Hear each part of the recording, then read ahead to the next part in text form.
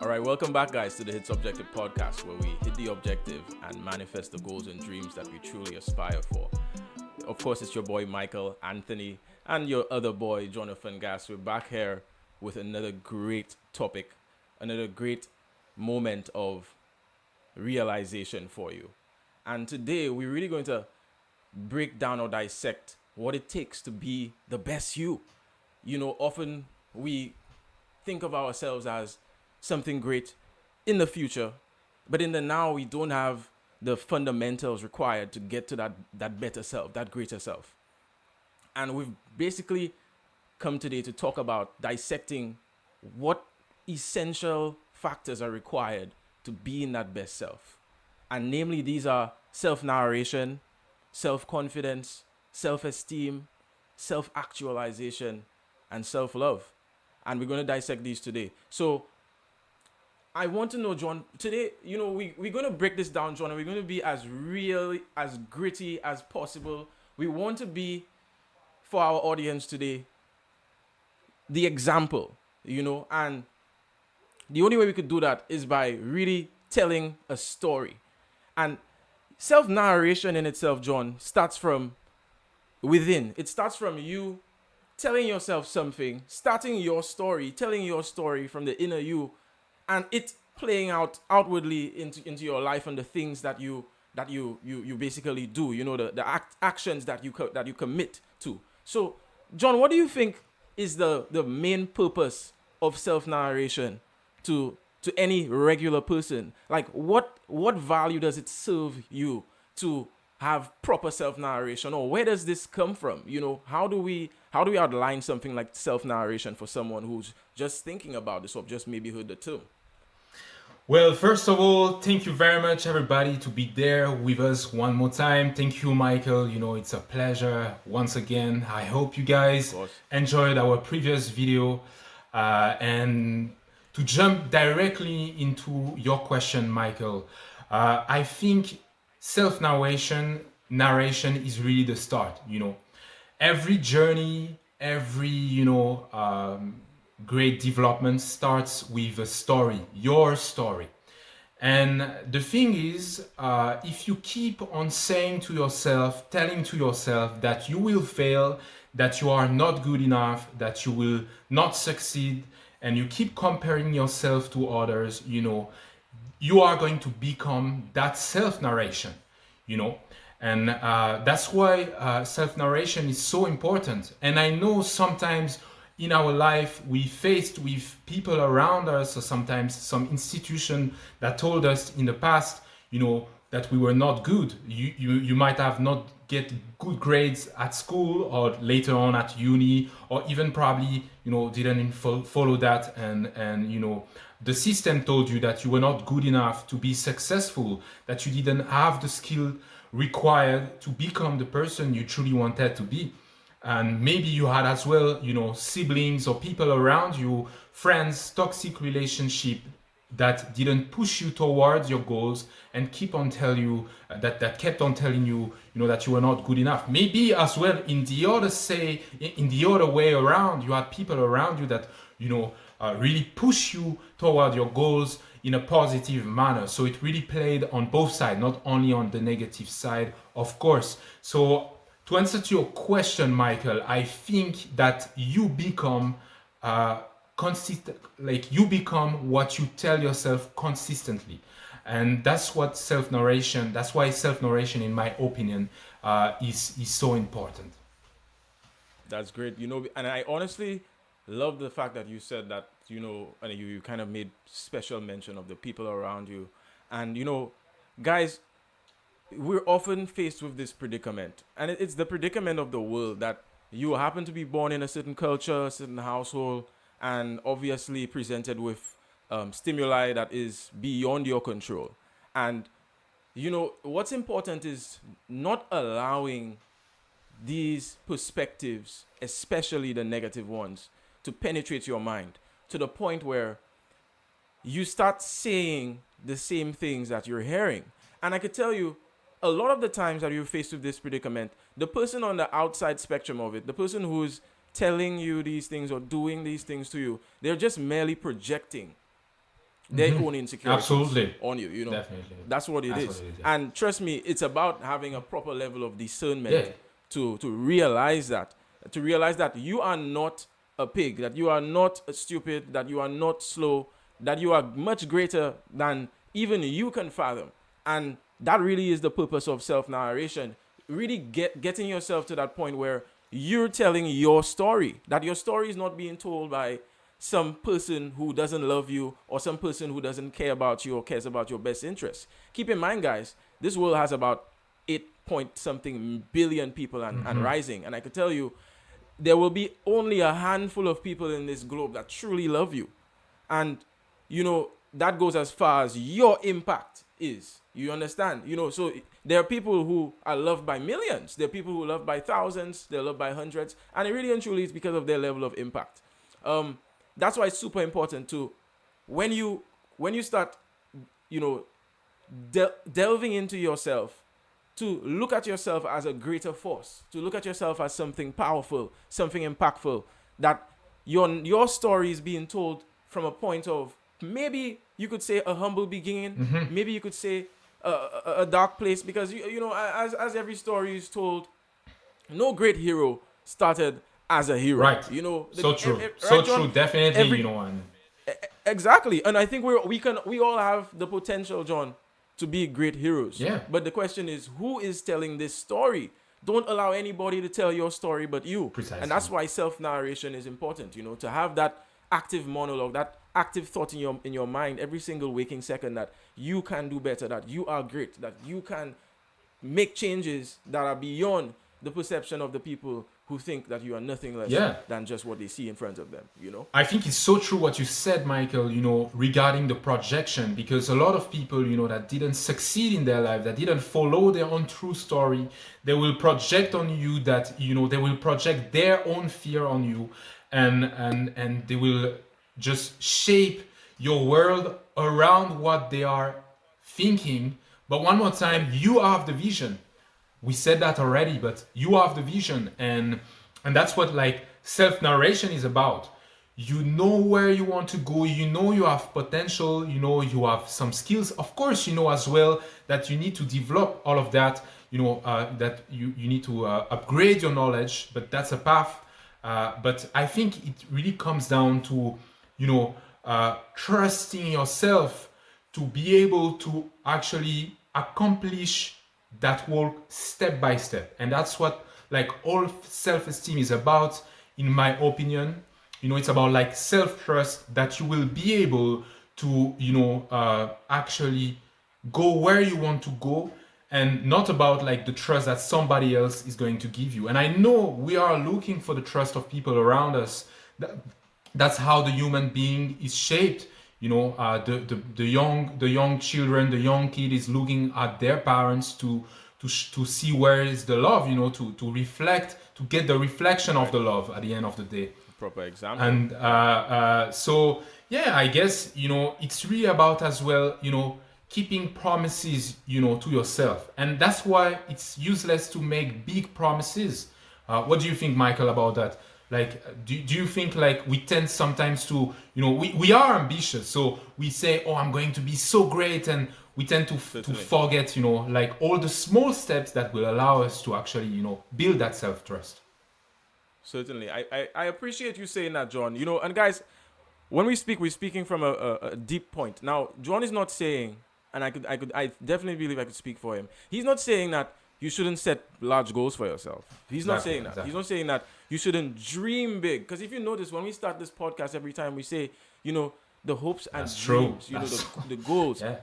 There, you have dreams, and your dreams are not yet, you have dreams that are not even plausible to you right now. You know, there's things that you're thinking of that if you had to put your life on a scale right now, these things would look nearly unattainable. At the end of the day, that's why it's a dream. Now, to get to dreams, you must have goals. That's the thing. You don't just wake up one day and then you're that billionaire or millionaire that you thought you would have been. You wake up one day and then you wake up another day and another day and another day. And what happens is that you've been given time and opportunity to, to get these goals assumed to get these goals done so that you can get to these larger dreams. Now, a lot of the times we set our goals, John, too large. I think that's the problem. Right. The problem is you could have big dreams. Dream big. That's what you're supposed to do. Because at the end of the day, you kind of want, if your biggest dream is to make $1,000 a month, then buddy, you're not dreaming. That's not what you want to do. You need to dream big for sure. But at the end of the day, if your biggest dream is to eventually, maybe you could say, have enough wealth where you could say you have this generational wealth where 5-6 generations down the line from you, your family is well taken care of. The question now is, what do you do next to make that next dollar that you can save, that you can invest, right? To get to that point, you have to set goals. Now, if you're not making $500 a month at that point or at the point of realization, why is your next goal to make $10,000 a month? Exactly. So true. That's just ludicrous. True. You understand, John? Precisely. You should now start thinking about how you can probably make $1,000 a month after making 500. Now, one might say, "Oh, Michael, why do you have to be so lax?" No, you have to be realistic at times. And guys, this is all on a basis of what's happening in your life. I mean, John's life could be different. My life could be different. We all have different access to different things, and that's why it's important to understand your resources, to understand yourself, to self-actualize. In order for you to balance that self-esteem, you have to be able to self-actualize, to know who you are and what you're capable of, know what's around you. So John, really and truly, at the end of the day, it really boils down to, kind of knowing, with self-esteem, I believe it really is just kind of knowing yourself again as deeply as possible, so you can emanate actions. You are so true. Like you were saying, actions, small goals that could lead you towards larger goals. You need to track your win. You need to track it. Track your win. It's a score. Track your win. It's a score at the end of it. It is a score. It is a score. And I always believe life is like a game of poker, John. Again, I said it once, I'll say it again. Life plays you a hand. Life is the dealer. He plays you a hand. And, you never know what type of cards you're going to get until you turn it over. But then when you finally see your cards, when you finally realize what hand you have, be it good or bad, you need to make the next best move. Precisely. And that's what it's about. Precisely. And it's so true because as you said, using this example of the $500 going to $1,000 a month, right. And one more time, it doesn't erase the fact that you want to get at some point like $1 million a year, and I wish that for you. Precisely. Honestly, if that's your goal. But you need to build credibility with yourself. You need to that's what trust is about at the end of the day. We are trusting the people all over. We are trusting the system to provide us with a certain level of life regarding, and I mean, and as you said as well in the previous episode, it's all about currency. It's a currency with yourself. It's you're doing commercial exchange with yourself when you are building, that self-trust. Now that you are able to get on the next level. But for that, of course, I guess sometimes something we really struggle with is self-confidence, because the self-confidence is deeply linked with self-esteem. And imagine that, guys, without self-confidence, you are going nowhere in your life. And that's so crazy because without self-confidence, you cannot get a nice relationship or the relationship that you want, or you will probably get stuck in a toxic one. You cannot get the job that you want. You cannot go, you cannot say to the people what you have in mind. You cannot say no to the people because it takes confidence to say no as well. And it's all about that, That's right.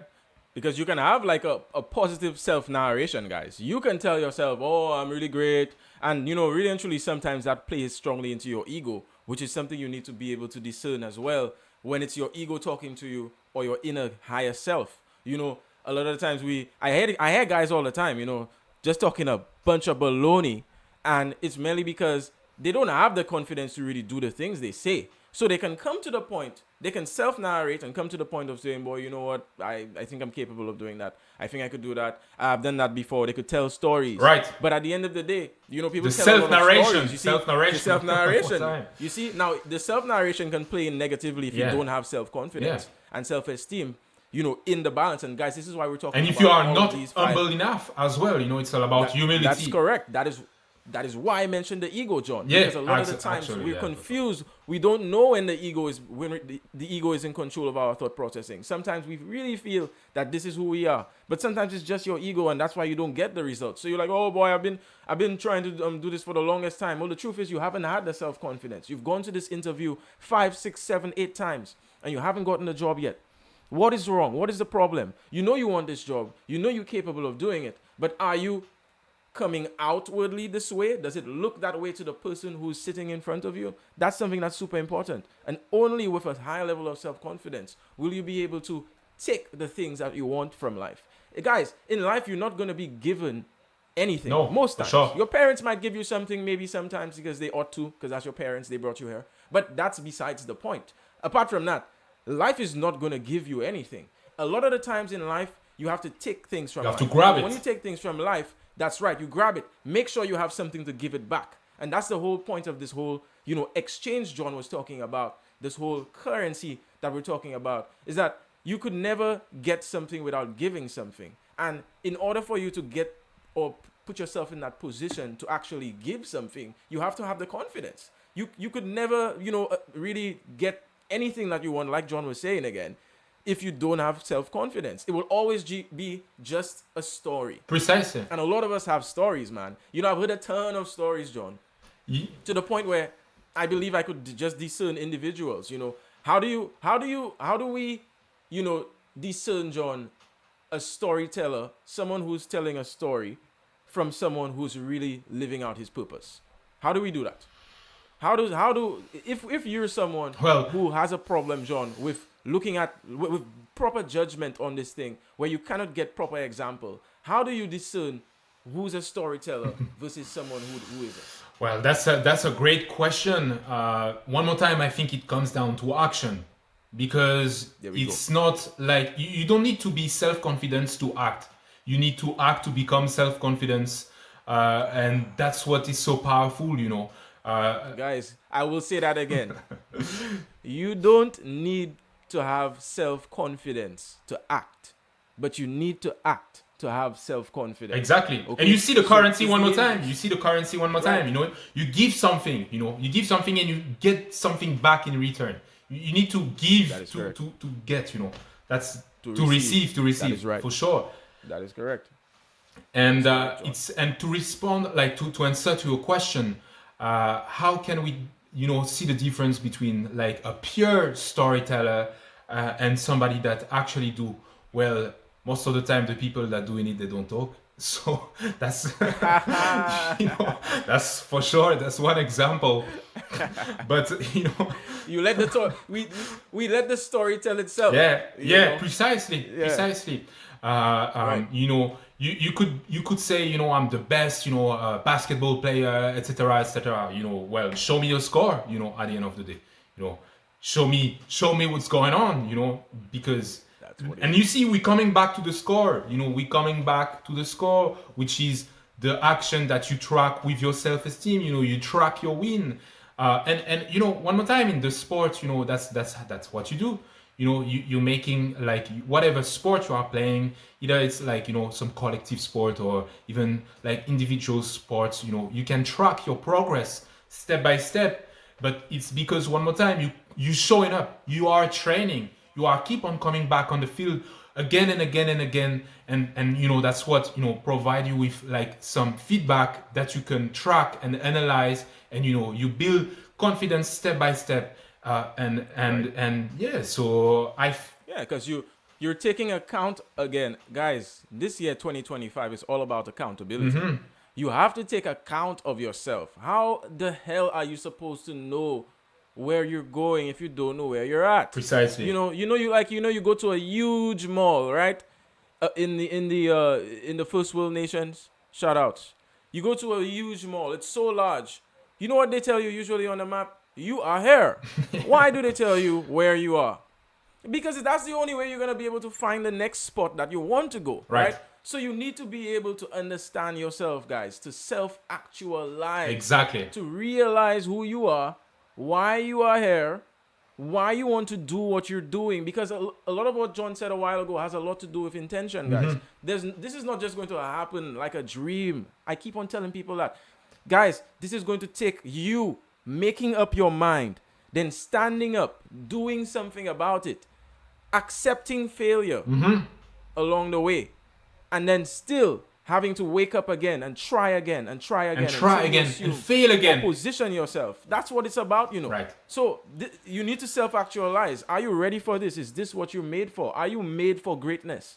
We all want it, We all want to be that person that we think we are in our mind. We all want to be that story that we self-narrate. But are you putting actions, valuable actions, into that story, into getting that story? Yeah, precisely. And it comes down, like, it's so true what you said, it really comes down to trying again, to failure, to brutal honesty on what you are doing, If your self-narration is tricking you because, you are keep on telling lies to yourself, well, guess what? Like, the situation is going to remain the same again and again and again. And your confidence is going to erode from that. Matter of fact, and what is so amazing, as Michael said, regarding accountability, we can use AI one more time, plus the deep awareness, you can track your progress. You can one more time use whatever LLM, large language model, ChatGPT or whatsoever, anything else, and keep on tracking, open the chat, say, okay, that's where I am today. As Michael said, that's where I am on my life map. You just need to even, take that recorder from your phone and just talk, say, that's where I am right now, but with brutal honesty. If you are not brutally honest, well, like the AI will just base its, its feedback on what you said, on what you implement, on what you gave, on that currency that you provided to him, So obviously, with a low currency, you're gonna get low feedback. So you need to your low results, So you can really use AI to map, where you are with, one more time, that brutal honesty. And I will give you an advice. If you are talking regularly to AI, the way it has been designed by the developers is going to go in your direction, because it's made to mirror what you are actually coming for and what you are actually saying. If you are going to, it's like if you're going to AI and say, I'm the best, the AI will say, yeah, you are the best, but it's going to be useless. So one more time, you need to, and you're going to say that, you're going to say to the AI, provide me with a critical analysis, provide me with a brutal honesty feedback, a brutally honest feedback, so you can actually extract that real data, and from that the AI will provide you with some map. And of course, when we talk, when we talked about the results, we said, do not lose yourself into over planning stuff, etc. But it's not about that right now. It's just to understand what is your current map, and to understand what could be the next step, the next baby step for you to actually reach your goals, for sure. That's right. And when we speak of map, it brings me back to this book I read from T.D. Jakes. He's like a millionaire pastor in the States, what have you. There's a lot of controversy surrounding his name as well. But the whole point is, I read a really great book by him, and he spoke of the word map, and he basically used it as a abbreviation for my action plan. So you would notice that, MAP, you notice that, having the map is just the beginning point. It really is about putting action into the map. Because you could have a map, guys. You know where you are, but again, if you're not willing to move, that's what my father told me. You're better off moving for nothing, right? Than sitting for nothing. Yeah. That's it. You're better off making a move. Now, when you have that plan, that map, my action plan, you're able to take the necessary steps to get to the destinations that you want to get to. And we all know that the destination is the journey. So that's the thing. It's about keeping the momentum, keep on moving, because there's nothing that's going to stop you if you love yourself. That's the beauty of loving yourself. The beauty of loving yourself, John, I feel it supersedes every single facet of destructive facet that the world has to offer. Right. Loving yourself supersedes every single destructive facet that the world has to offer. So there's absolutely nothing that can stop you when you love yourself, guys. Right. Now, you need to self-actualize to love yourself, but you need to more love yourself to self-actualize. It's kind of like a flip inverse, one of these very contradicting paradoxes. You know, because how do you love something that you don't know? And how do you know something that you don't love? Wow, say that again, Mikey, because that's really powerful. I don't even think I can say that again, but I know they call it. Play back again, play that back again. Play that over and you'll understand what I'm getting right. at. And that's what it really is, guys. It's self-actualizing, but loving. You need to know what you love, but you need to love what you know. That's what it is. So, guys, self-love is really and truly emanating the most pulchritudinous, right. And that means beautiful. The most beautiful part of this experience. There's going to be nothing more satisfying, guys, in this experience than loving yourself.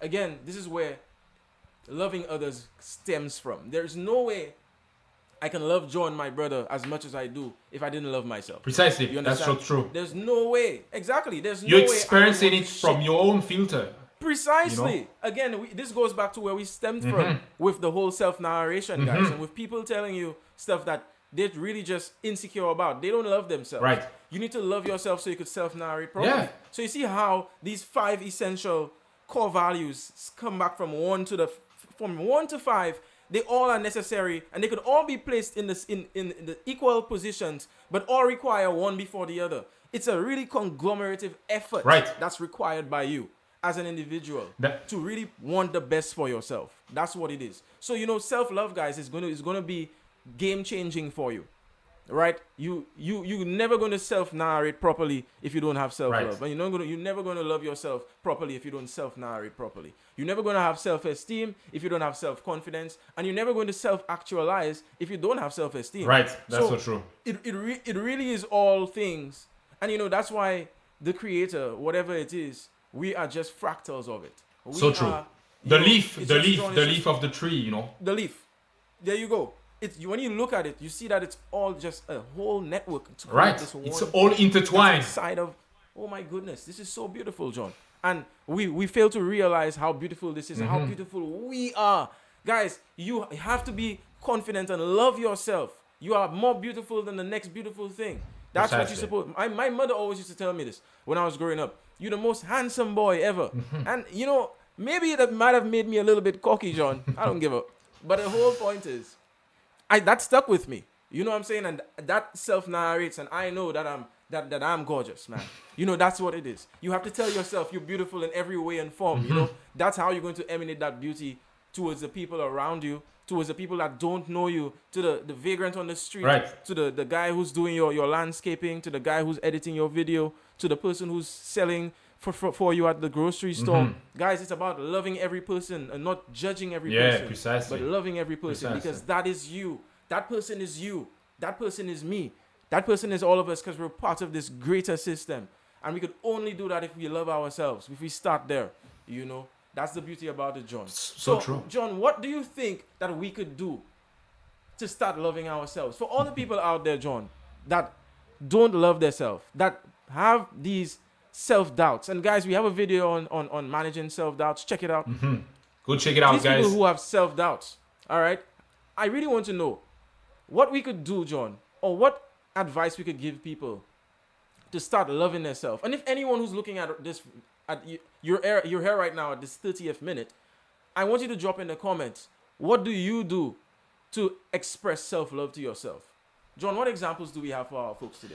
So really and truly, I think for you to be able to allow yourself to have that level of self-love with yourself, it's, as we keep on saying it all the time, accept the failure, accept that in the past, nothing was probably perfect as you wanted it to be. And it's all right, it's all right. But don't let that run into your future. Don't let that run into your present, into your now. Accept, allow yourself to just start over. Probably yesterday you like had struggle, with your self-love, but today, you can start back. And it's all about, putting boundaries. Sometimes it's time to rest, and it's a time for yourself. It's not the time, to be there for somebody else. Of course, you can be there for other people, if you when they need you. You can be there for them if you feel for that, and that's awesome. If you do that, that's a great proof of compassion, of humanity, of course. But you need to set boundaries, and that deeply, like, it's deeply linked to what we said the last time regarding addiction, and coping mechanism. Sometimes it's okay, to have this in your life, to, as Michael told me, a couple of days ago, to be in the motion. Sometimes you need to leave the motion, for sure, and leave all the struggle. But allow yourself to start back, and it's really that, it's really that self-love. It's actually allow yourself to just start from zero again, and with a brand new you check. And self-love is a practice. It's not a feeling. One more time, like all what we talked about, self-narration, all of that doesn't come, for some people it's easier because, one more time, the environment, etc., as Michael said. Level of consciousness. Exactly. But for other people, it will take much more time. You probably have to go, for your first 30 years of life before you actually become a self-confident person. But one more time, I guess it's really, it's about like discipline. It's about being, indulgent with yourself. But it's not about being arrogant. One more time. But yeah, so that would be what my point on that. And what would be yours, Definitely. Mikey? Well, I would say, guys, you have to start from, look at your life in, I'm not saying to compartmentalize your life, but I would say you need to look at your life in sectors, right? And what you need to do is put your life in categories. Okay, so this is your physical aspect, this is your emotional aspect, this is your spiritual aspect of life, this is your psychological aspect of life. These may probably be the top categories that we could look at, right? And I would say you need to work on these categories intentionally. So in order for you to emanate self-love, you need to feel good. So you need to start, working out. Yes, you need to work out. You need to eat good, eat well, try your best. Well, yeah, sure. You need to. And guys, mind you, we're gonna be doing a series on the Caribbean, on food security in the Caribbean, coming up soon. Yeah, so stay locked absolutely. in. We have a lot of content for you guys. But the whole point of this is putting yourself on a level where physically, when you wake up and you look in the mirror, while you're self-narrating, you're seeing this thing that you're going to be becoming right in front of your eyes. It's about being that thing physically so that you can start actually believing that what you're doing is taking effect. And you don't get faster results than physical results, guys. You do a few push-ups in a few weeks, you start running a few kilometers. In a few months, you realize that you're getting more lean, you're getting stronger, right. You're feeling better. It happens in no time. No time. This is much easier than working on maybe the spiritual aspect of your life or the psychological aspect of your life. That takes a little bit more work. But at the end of the day, John, it's about categorizing these factors of your life, I believe, and really making intentional decisions on a basis of actions that could push you in the right direction. So again, guys, work out, have a great diet. John spoke on it a while ago. Good sleep. It's something that I'm lacking in that I need to focus on more. And it's because I have this thought processing that. But you are self-aware of that, and that's one. But I am. One more time, and that's what it is. That's what self-actualizing is, and precisely bringing yourself to that point. So precisely. Definitely something that is going to get some work and is currently being worked on because we're talking about it right now. And of course, the psychological aspect of it all, it weighs in strongly on the people that you have around you. The place that you came from, the people that you invite into your circles, the people that you really and truly just mess with on a whole. You need to be with people that can edify you, that can bring forth the best in you, that tell you things that are good, that embody that part of you that is going to allow you to self-narrate in the best way possible. Not people that will shun you and always judge you and scrutinize all of your actions and not teach you or allow you to grow with care. That's super important. And of course, guys, it's just really about putting all of these together to bring forth the best self-love that you can for yourself and for the wider world around you. So it's about staying focused on these habits. Again, self-confidence, self-esteem, self-actualization, self-love. That's what we want to focus on. Self-narration, more importantly, which is where we started. That's what you want to do. So when you leave this video today, when you close this video, if you've stayed up until this point, shout outs to you. Big up. I want you guys to have this perspective or perception of yourself that is grander than what that last person told you. That shitty person that you dealt with told you something that is piercing your heart. It's piercing your ability to move forward to the next level. You need to just disintegrate that thought and start thinking of yourself as something great. And again, it's by putting the actual actions in motion that can allow you to stay in motion.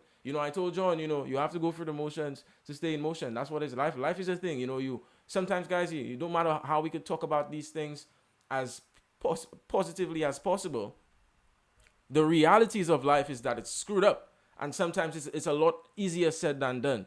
But again, it's starting with the baby steps. All right. Again, if you could make a centimeter of change today, that will result in a mile of change for you tomorrow.